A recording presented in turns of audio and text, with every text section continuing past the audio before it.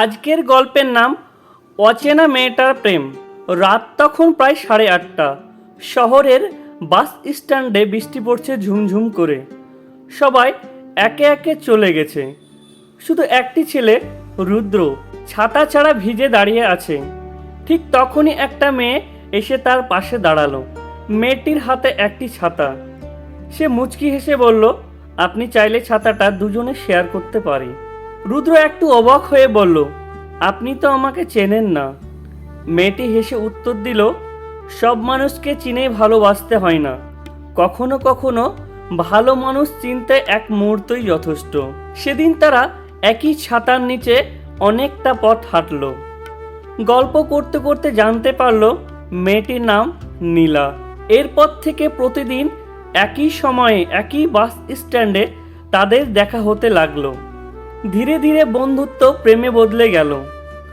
একদিন রুদ্র নীলাকে নিয়ে নদীর ধারে গেল বেড়াতে। সূর্য ডুবে যাচ্ছে, বাতাসে হালকা শীত। রুদ্র পকেট থেকে একটি লাল গোলাপ বের করে বলল, এই ফুলটা হয়তো শুকিয়ে যাবে, কিন্তু তোমার প্রতি আমার ভালোবাসা কোনোদিন শুকাবে না। নীলার চোখ ভিজে উঠল। সে গোলাপটি হাতে নিয়ে বলল, আমি ফুল চাই না, আমি চাই তুমি সারা জীবন আমার হাতটা ধরে রাখো। রুদ্র তার হাত শক্ত করে ধরল, কিন্তু সুখ বেশি দিন স্থায়ী হলো না। হঠাৎ নীলার বাবার চাকরির কারণে তাদের অন্য শহরে চলে যেতে হলো। যাওয়ার আগের রাতে নীলা শুধু একটি চিঠি রেখে গেল, যদি সত্যি আমাকে ভালোবাসো তাহলে আমার জন্য অপেক্ষা করো, ভালোবাসা কখনো দূরত্বে হারায় না। নীলার চিঠিতে তাই লেখা ছিল। রুদ্র প্রতিদিন সেই বাস স্ট্যান্ডে যেত, একই বেঞ্চে বসে থাকতো। বৃষ্টি নামলে তার মনে পড়তো প্রথম দেখা হওয়ার সেই রাত। 2 বছর কেটে গেল। একদিন আবার আকাশে বৃষ্টি নেমেছে। রুদ্র আগের মতোই বাস স্ট্যান্ডে দাঁড়িয়ে। হঠাৎ একটি পরিচিত কণ্ঠ, আজও কি ছাতা আনোনি? রুদ্র ঘুরে দেখল নীলা দাঁড়িয়ে আছে, হাতে সেই আগের মতো একটি ছাতা। রুদ্র দৌড়ে গিয়ে নীলাকে জড়িয়ে ধরল।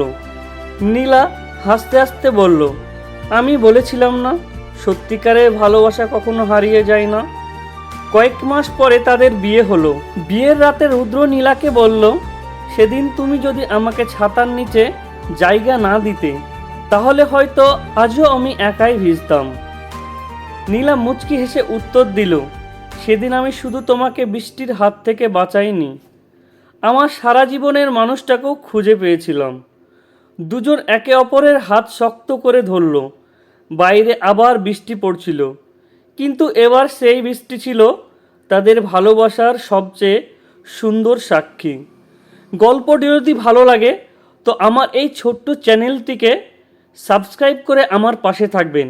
আর ভিডিওটা ভালো লাগলে অবশ্যই একটা লাইক করবেন এবং বন্ধুদের সঙ্গে শেয়ার করে দিবেন।